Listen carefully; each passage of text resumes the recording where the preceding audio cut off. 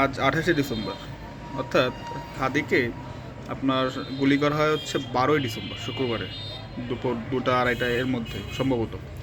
তাহলে আজ 16 দিন হতে চলছে। হাদির খুনিকে কি আমরা ধরতে পেরেছি? পারিনি। ধরেছি তার কাদের?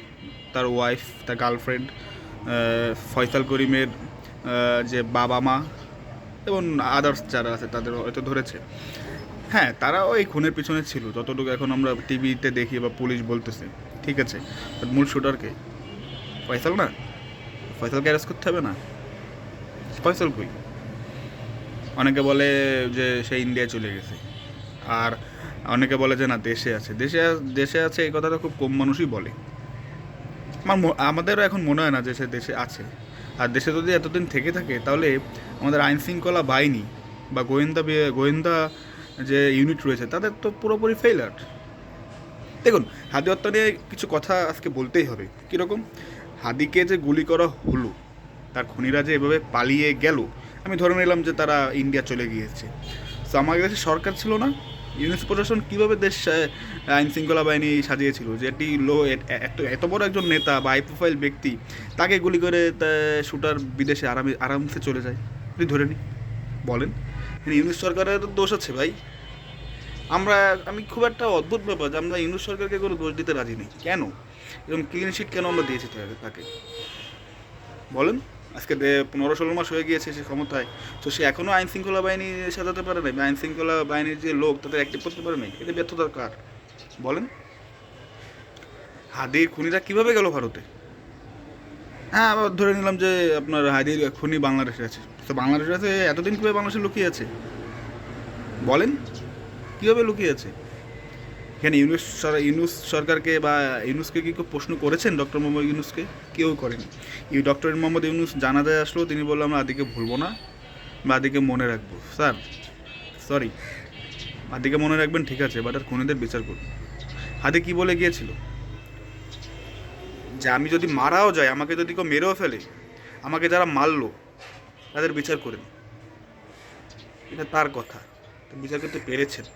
যেদিন ওর খুনিদের বিচার করতে পারবেন, সেদিন আপনি হাদিদের শেষ কথাটা তার উপর সম্মান রাখতে পারবেন বলে আমি মনে করি। তার আগে না লেখা স্ক্রিপ্টেড গল্প আমরা শুনবো না, এই বক্তব্য আমরা শুনবো না। এগুলো আমরা আগের সরকারের থেকে পেতে পেতে পেতে অভ্যস্ত। আপনার কাছ থেকে নতুন কিছু আশা করেছিলাম, বাট সরি টু সে, আপনার সরকার বা আপনার সরকারের যারা উপদেষ্টা তারা অ্যাক্টিভ না। They not active. তারা চিলমুড়ে থাকে, ফান করে, হাসে। একটা প্রশ্ন জিজ্ঞেস করলে 8টা প্রশ্ন উত্তর দেয়। কেন? হোয়াই? এটা তো আমাদের প্রশ্ন। ভেরি ইন্টারেস্টিংলি আপনি দেখবেন যে ইউনুস সরকারের ব্যাপারে খুব চুপ, তার গ্রেপ্তারের ব্যাপারে কোনো কথা বলে না। সে তো দেশের হেড অফ স্টেট, অর্থাৎ আপনার আমাদের দেশের যে সরকার প্রধান তো তিনি, একজন প্রধান উপদেষ্টার কি প্রধানমন্ত্রী প্রথমত তার, তিনি এ বিষয়ে কেন কথা বলেন না? তিনি যখন আপনার সে আসলো, এই যে যাদের দেশে বাসনে আসলো হাদি মারা গেলে, তিনি সেখানে জোর দিয়ে বলেছেন যে আপনার অপরাধীদের গ্রেপ্তার করব, বা এখনও বলতেছে অপরাধীদের গ্রেপ্তার করব। কোথায় অপরাধীরা? বলেন। ইনকিলাব মঞ্চের কেন আপনার এই এই এই শাহবাগ ব্লকেট করে বিচার চাইতে হবে একটা? হ্যাঁ বলেন, খুন হলে বিচার চাইতে হবে রাস্তায়, নাহলে বিচার হবে না? Wow, interesting. ইউরোপে কি হয়? আমি জানি না, আমি জানি না, আমি জানি না বাংলাদেশে যারা ক্ষমতা বসে তারা চেঞ্জ হয় কীভাবে, আমি জানি না। I don't know.